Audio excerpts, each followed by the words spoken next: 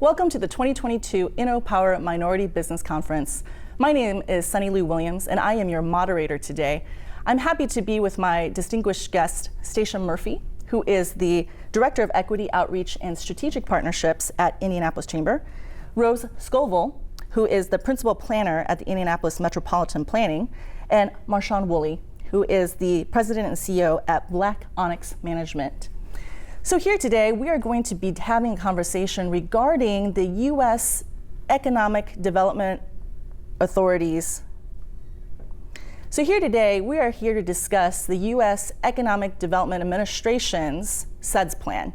What is a CEDS plan? It is a comprehensive economic development plan that focuses on creating a regionalization effort of organized plans pertaining to workforce, retention, recruitment, entrepreneurship, housing, and so much more. Such a significant plan that really outlines the future of where we work, live, and play in support of further developing our Indianapolis metropolitan area. For more on the CEDS plan, we're going to go to Rose Scoville to really give us an in-depth subject matter expertise on what is the plan and how does it impact our economic region. Rose? Thanks, Sunny. The last CEDS was developed in 2015, and they're 5-year strategies, so it's been time for an update anyway. And in 2018, the Indianapolis Metropolitan Planning Organization was asked to lead the next effort. We spent most of 2019 and 2020 securing funding for the program, and we're fortunate to receive funding from the Indy Chamber, the Indiana Economic Development Council, which is the state's economic development agency, and then a grant from the U.S. Economic Development Administration under the CARES Act to fund the rest of the planning effort. The CEDS began really with a consultant selection, and then formation of a strategy committee of local leaders to work with me as the project manager and the consulting firm TIP Strategies that was selected to help us guide the plan and make sure that we were meeting the requirements of EDA for the plan to count for our region. One of the reasons that this plan is so important is that it is the basis for qualified census tracts, which is a wonky way of saying parts of the region that have either disproportionately high unemployment or disproportionately low income, helping them get grant funding from EDA in a couple of different programs. And those programs have been a little weird over the past couple of years because of the pandemic, but they're starting to return to their more normal programming, and this will tee us up to participate in that. The committee was selected from past participants in the initiative, from people who sat on the Economic Development Committee when the IMPO did our strategic planning process in 2017 and 2018, and then regional leaders with economic development knowledge and experience, and we did try to make more of an effort to add people of color and women than who were involved in those previous efforts. Well, thank you for the leadership component of that. You know, I wanted to delve in a little bit on the questions here. You had mentioned from 2018 to 2020, you only had 2 years in a transition period, and certainly we had some other things happening, right, during that time frame, to really bring in stakeholders from the community to first not only understand what the CEDS plan is, the Comprehensive Economic Development Plan, but stakeholders that needed to understand that we are planning for 5 years into the future, and what that future would look like with all of this key informant interviews and saying, this is what my community needs. This is what we want to ensure are projects that are at the very highest level. So with that said, could you share with us, Stacia, how your organization has really supported kind of defining what that organized effort, what that consolidated approach could be in that planning? Sure. So the Indy Chambers are really known for our ability to connect and convene partners across a wide array of sectors. And so I think that's a lot of what we bring to the table to support the overall comprehensive economic development strategy. Making sure, since we are very public facing, because we do have a huge advocacy component, that we are bringing some of those maybe non-traditional players to the table as well. And in addition to that, we did run the first CEDS process, but as Rose can explain too, that it wasn't adopted in the same way that this one will be, although it was adopted by our region to kind of carry forward. And so we have a lot of that expertise that we bring to the table as well. We love when federal process changes, right? And I say love, I mean we need to be educated on when the process changes. And so, I think with all good intent, our federal agencies say, hey, we want to be really equitable in access and ensure that the process is clear and the process is well communicated. So, Rose, Stacia, let's have a dialogue about how that process actually transitioned and where do we look forward to? Because we've got lots of 5-year futures coming up, and it isn't just a call out in 2018 and 2020 to say be a stakeholder. It's a continuous education process to say how can you lend your voice and be defining and be creating the next 5 years.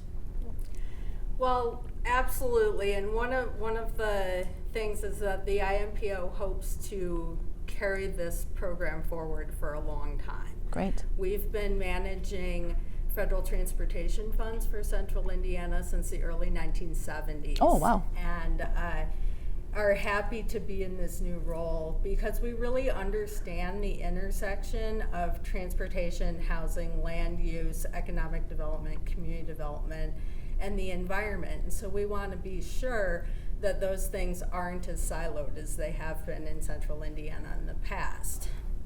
So we are kind of at the adoption phase that Stacia mentioned for the current CEDS, but what happens from here is that we move into implementation, planning and action and checking in, and that may be a completely different set of stakeholders where we continuously work, meeting, going over, seeing who's doing what, plugging in the details, because as you talked about changing federal regulations, there isn't a project list in the CEDS. This is very different than it was in the past.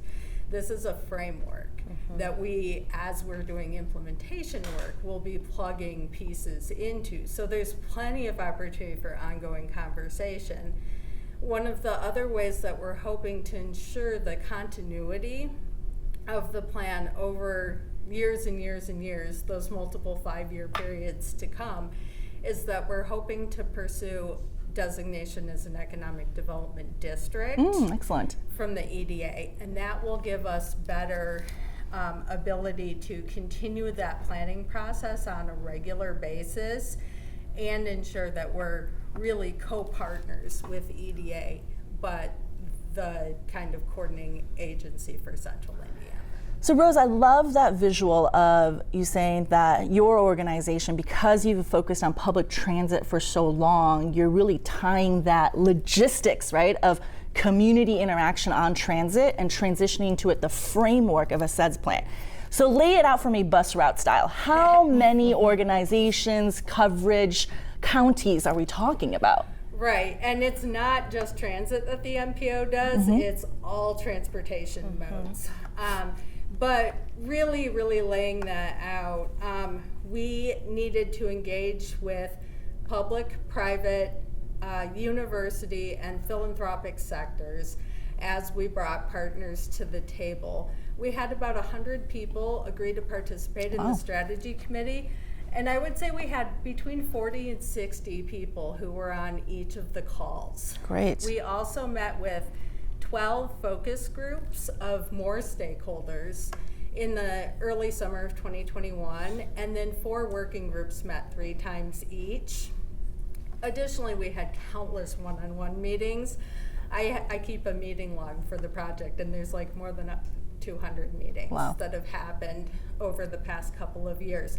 We've also done briefings with chambers around the region, not just Indy Chamber, but other chambers, the MIBOR real estate group, and county governments. We went around and briefed all of the county governments earlier this year before we go out and ask them for adoption, and made sure that they were comfortable and had a heads up that we were coming.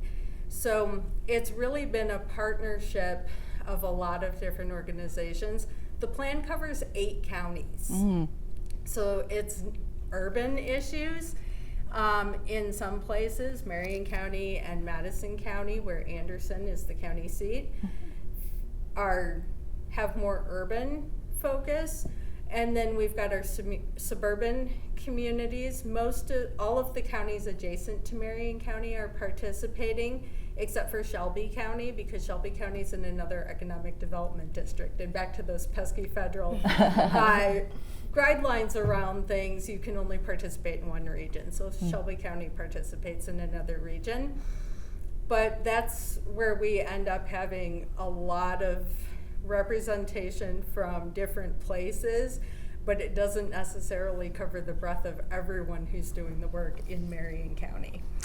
I think that's so fascinating that you're having to pull together not only community conversations, but also the separate interests of different organizations and their intent. So with Stacia leading the Indianapolis Chamber, the Indy Chamber, in those 8 counties, just give us a quick kind of high level, how many businesses is that? How many voices is that really? Yeah, so for the Indy Chamber, we actually cover a 9-county region, including Marion County. And so that puts us about a little over 2,000 businesses. Wow.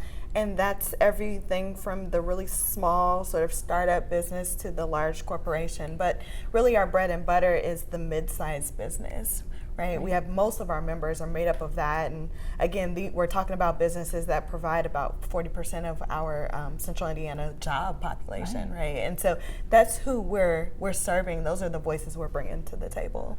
I see the need for the transition because really you are holding accountability towards the organizations that's defining the CEDS plan, because ultimately our businesses are saying, yes, we need workforce. Yes, we need capital support for talent. Yes, we need education and training and so forth. So being a key informant voice is so much more important, almost, would you say, a better role for the Indian Chamber? Yeah, and I will say too that handing it over to Rose's organization to carry it on really brings in those other aspects that weren't really in our purview. We do a lot of advocacy for them and making sure there's a lot of education on why those other places are important, especially housing, which hasn't traditionally been thought of as an economic development issue to the business community.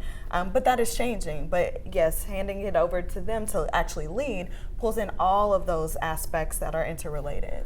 I think it's so important. Being a business owner myself, we think through all the facets of what supports our business, but we really need to focus on the most important piece, which is the talent of our organizations. So if our people don't have a place to live, how are they going to be successful? How do they get to work? Companies going to produce, right? That's right. All right, Marshawn, sir. So you've heard these ladies talk about the history, the process, and this beautiful word that Rose used, a framework. So frameworks can be, kind of the governing model, or it could be literally the culture of how we do our work. So, sir, share with us about how your organization yourself, for the many years that you've been in Indianapolis, have championed equity in framework development. No, certainly, and it was great to hear the information that was shared. With wearing my Black Onyx Management hat, and as well as my African American Coalition of Indianapolis hat, we felt like it was important to advocate for the 42% of the state's Black population absolutely. That's in Marion County. To develop a plan for our community. And so there's been a couple iterations right now. We started out with the Black agenda that focused on a lot of criminal justice reform, but then also housing, and then entrepreneurship, food insecurity. And we've advocated for such things ranging from general orders, which is more of a criminal justice piece, but to a food fund to address food insecurity, housing policies, clear transparency in minority and women business program at the city level. But again, our focus has been the Black community, Black Indianapolis. Black Indianapolis, I talk about it a lot. It's the 3rd largest city if you just look at the Black population in the state of Indiana. And my sense is that as Black Indianapolis goes, you have the potential to impact not only Indianapolis, the central Indiana region, but the state. And so thinking about some of the work that we've looked at, not only in the Black Agenda, but then again in the Indianapolis African American Quality of Life Initiative, which is a $100 million effort, looking again at some of the same issues, entrepreneurship, housing, many of the things that you all are part of the comprehensive economic development plan. It looks like we're talking the same language. I think there's progress in the diversity of the people that participated in Absolutely. the iterations of the community economic development strategy. And there's still opportunities for growth. And I think one of the things that becomes important is for the Black community to stand itself up and continue to have a vision for our community that can connect in these processes that are comprehensive in a 9-county region, and have the African American Coalition raise its hand and say, hey, we have a whole bunch of ideas too. Right. And they're similar, very similar. Two of the really important points that both you, Marshawn, and Stacia brought up is the idea of implementation and advocacy. Important things to remember is that IMPO is really good at managing federal processes and rules and documents and managing federal funds, but we don't have the staff or the tools or the expertise to implement all of the sets. That's going to be done by partners. It's going to be done by the chamber and its members. It's going to be done by your coalition and its members. The other thing is we can't advocate.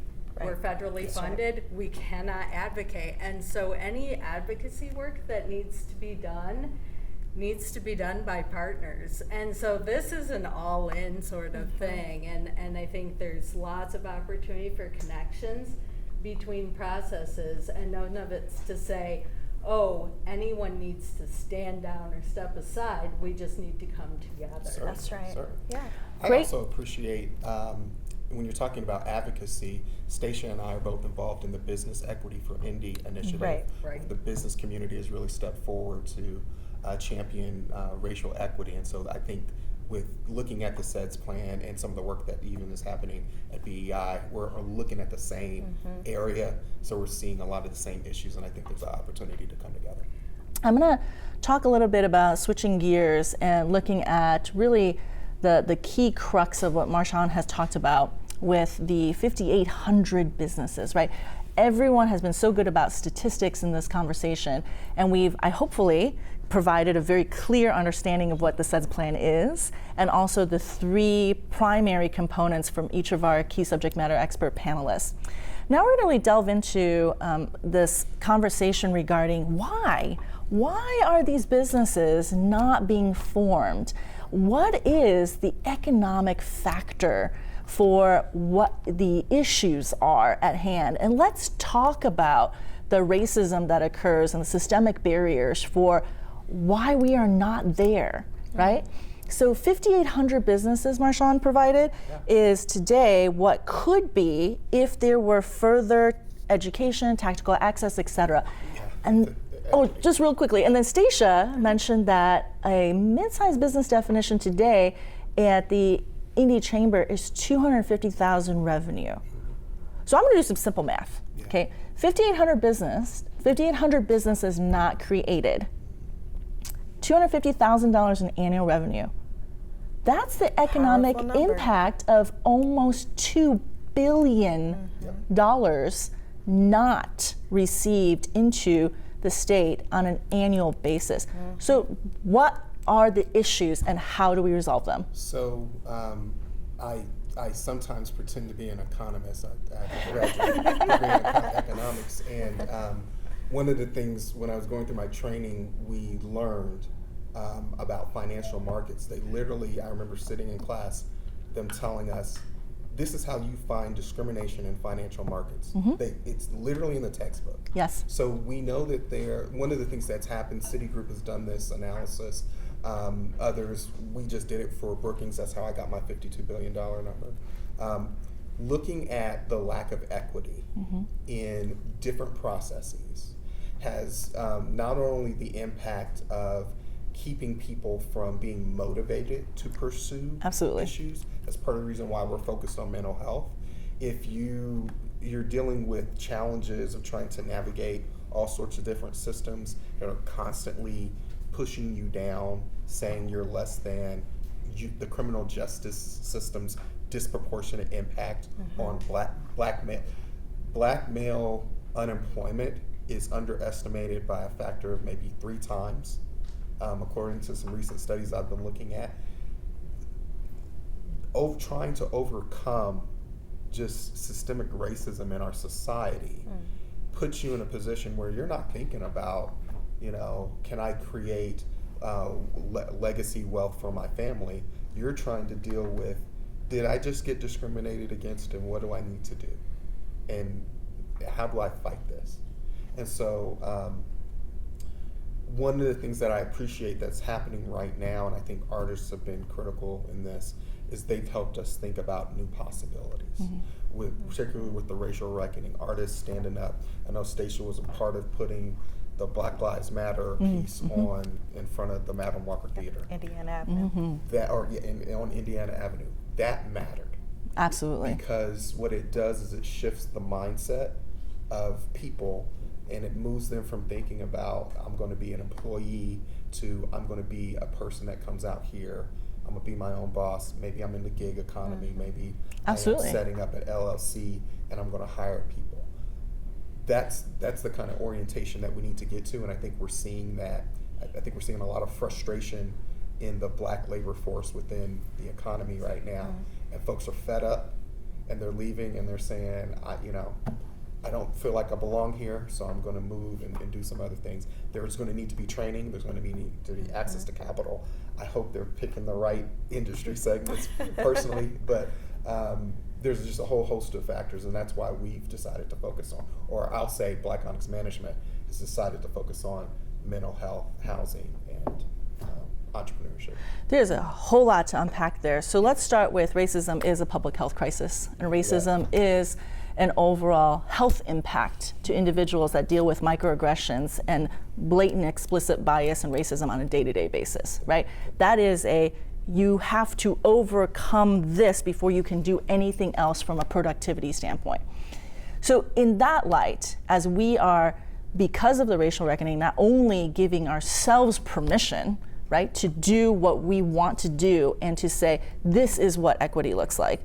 What is the opportunity for a Black entrepreneur in this time of great resignation to say, here is what I want to do, and how do I go about doing that in the most simplistic formation? Because saying that Black entrepreneurs are not showing up is not enough. Equity means we are reaching out and saying, what is your idea? How can I help navigate? Here's all the policy frameworks, et cetera, across every single different procurement process, every single different organization. Rose has done a great job articulating, hey, we're here to be the process, but that's what we can be. We can't be implementation, we can't be advocacy. So in this hour, how can we frame for Black entrepreneurs wanting to be one of those 5,800 businesses, what is the first step in tactical formation? So a quick story. Please.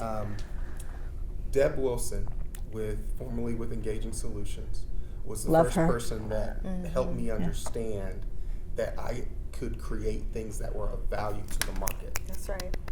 And she asked me to do something, I just did it, and she said, invoice me. And I had to go through the whole process. What is it like? What do you mean invoice you? How much does it cost? What's the value?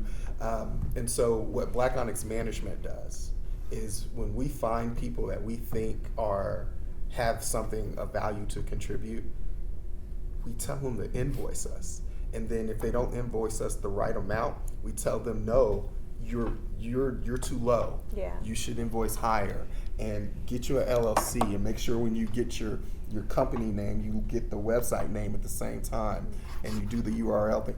And so I think for me, it's businesses that are already in a position to support other emerging businesses that becomes key right now in this particular moment, because I think what has to happen is the negotiation and the navigation. I needed someone to tell me, this is how you invoice, this is a 1099, this is a W-2, like all the different things that you just don't know. The mechanics that you of doing don't it, know. right? Yeah, that you don't Phenomenal. know. The other thing that becomes... What's really important about Yeah. what you said, though, is you were already doing those things, right? So for me, one of the things I'm always raising up is that you get your innovation and your creativity within the diversity that's around you.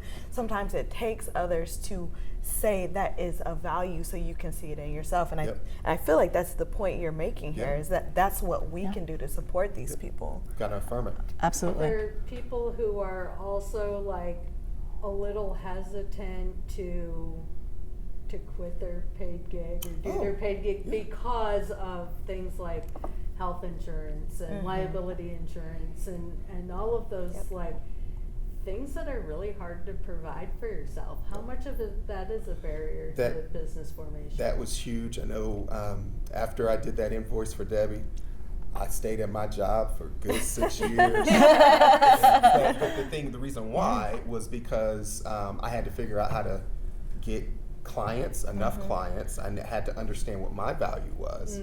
And I also took the opportunity at the organization I was at to learn about, like, okay, this is what an HR manual looks like.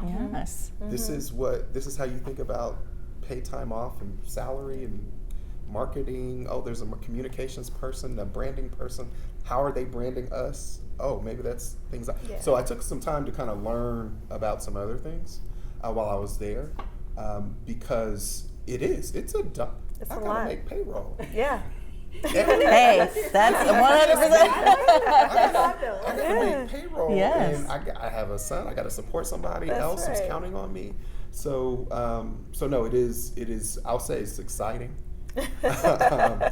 Bill Mays, I had an opportunity to work with him during the Super Bowl, and he talked about fear and how it's motivating. Yeah. So sometimes you can use fear to stop you, but sometimes you can use fear to push you and motivate you. And I think what we're seeing now is folks have said, you know what, I'm tired of my job. I want to go step out here, and I'm no longer. I might still be afraid, but I'm going to move anyway because it's better than the situation I'm in. It's important to know that there's resources out here too. I mean, if you're starting at that phase, there are so many organizations, and we all have different capacities. So you don't have to feel like there's just one you need to go to. Go to all of them.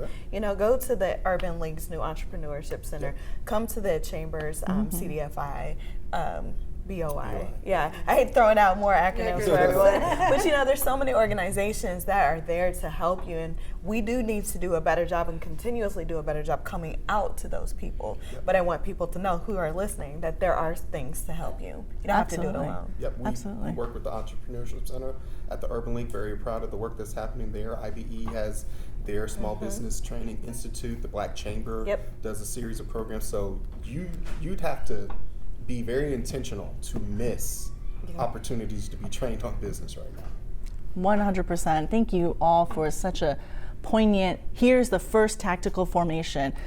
Go to your resources, understand exactly what those day-to-day business processes look like, work with mentors, and go and see others that are doing the work that you want to do today and see if they're willing to say, coach me on how to bring this business about and support that work. And I think that that's brilliant, as if we're known for anything in the state of Indiana, it's Hoosier hospitality. So our CEOs and leaders across the business continuum are accessible.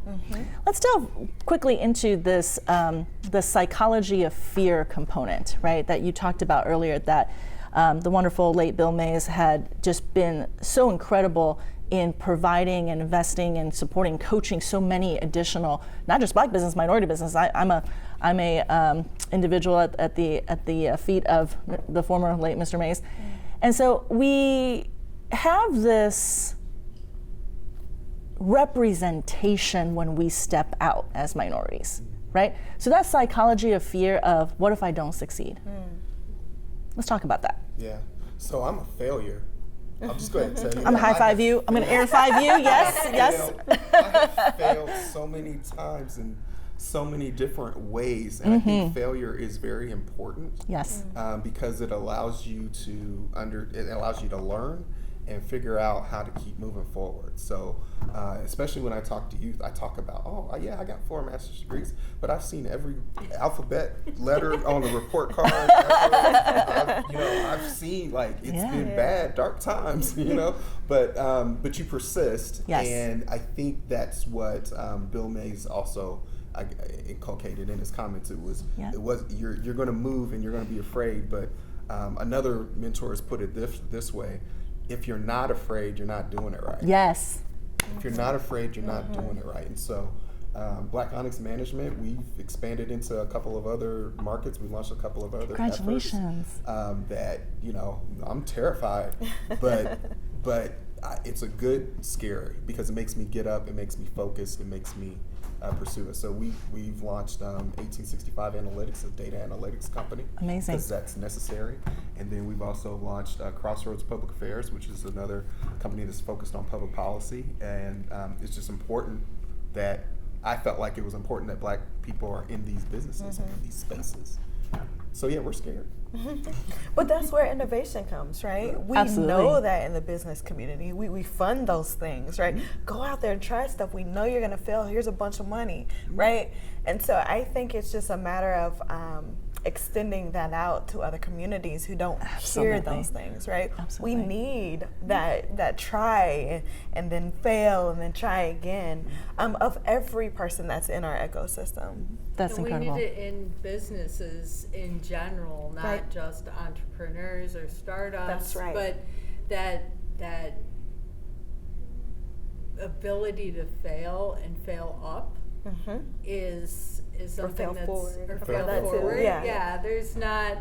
That's not part of the culture in every business in Central Indiana or elsewhere. And I've worked university, large public or large private firm, small private firm, and now in the public sector. And there's different tolerance in different places, but a lot of it isn't for failure. Yeah, that's a good point, actually, because I'm sure if we were to do an assessment of like who's getting the opportunity to fail, and come back versus who's not, there's some more work we can do there to make that equitable as well. And equity is, do we hold everyone to the same standards? And if we don't, that is discrimination in the process. That's right.